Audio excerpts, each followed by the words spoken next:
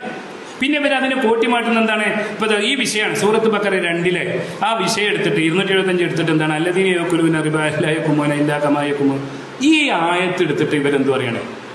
ഇങ്ങനെ ആയത്തിലുണ്ട് എന്ത് പലിശ നിന്ന് പിശാച് ബാധ നിമിത്തം മറിഞ്ഞു വീഴുന്ന പോലെ മറിഞ്ഞു വീഴുന്നുണ്ടല്ലോ.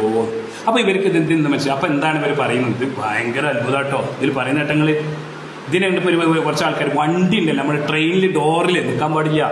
എന്താണെന്ന് പറയുന്നത്? പിശാചും മറിച്ചു വീഴ്ത്തുന്ന ഖുർആനിലുണ്ടെന്ന് മാത്രമല്ല, പിശാച് ശത്രുവാണെന്ന് ഖുർആനിലുണ്ട്. പിശാചിനെ നിങ്ങൾ സൂക്ഷിക്കണമെന്നും ഖുർആനിലുണ്ട്. എങ്ങനെ?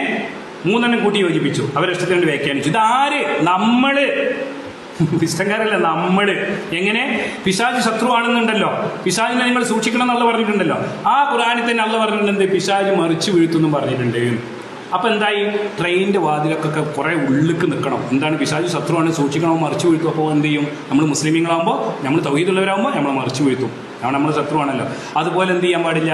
ട്രെയിനൊക്കെ പോകുമ്പോൾ റെയിലിന്റെ അടുത്ത് നിൽക്കാൻ പാടില്ല, കുറച്ച് മാറിക്കണം. എന്താണ് കാരണം? പിശാച് അതിലേക്ക് മറിച്ചു വീഴ്ത്തും. കാരണം പിശാച് ശത്രുവാണ്, സൂക്ഷിക്കണം. മറിച്ചു വീഴ്ത്തും എന്നുള്ള ഖുർആൻ പറഞ്ഞിട്ടുണ്ടല്ലോ. അപ്പോൾ സൂക്ഷിക്കണം. ഈ ആൾ മറിഞ്ഞാത്ത കിണറ്റിക്ക് എത്തിയൊക്കെരുതെന്ന്. റോഡുണ്ടല്ലോ ഇപ്പോൾ ഈ ഹൈവേ ഒക്കെ റോഡ് മുറിഞ്ഞടക്കരുതെന്ന്, മാറി നിൽക്കണം. അല്ലെങ്കിൽ വേറെ വണ്ടി പോകണം. എന്താണ്?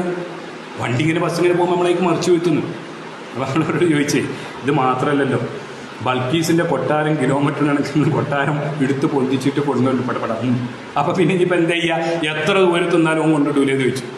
അപ്പൊ ഇത് യുക്തിവാദിയാണ്, ഇത് KNM മറ്റേ എവിടെ എത്തി? സത്യത്തിൽ എൻ്റെ നമ്മുടെ പണ്ഡിതന്മാരെ നമ്മൾ ഈ വർത്താനം നിർത്തണം, ഈ പിശാചിന്റെ വർത്താനം നിർത്തണം. നമുക്ക് അസുഖം അപകടം തരുന്ന പടച്ചോനാന്ന് പറയുന്നത് എൻ്റെ പണ്ഡിതന്മാർ. നിങ്ങളാണ് ഇനിയിപ്പോൾ നിങ്ങൾക്ക് ഇറങ്ങേണ്ടത്. ഇനി ഇത് ഇപ്പം നിങ്ങൾ ചോദിക്കുന്നു നമുക്ക് പറഞ്ഞു കൊടുക്കേണ്ട ആവശ്യമുണ്ടോ? മുജാഹിദുകൾക്ക് കൊടുക്കേണ്ട ആവശ്യമുണ്ട്.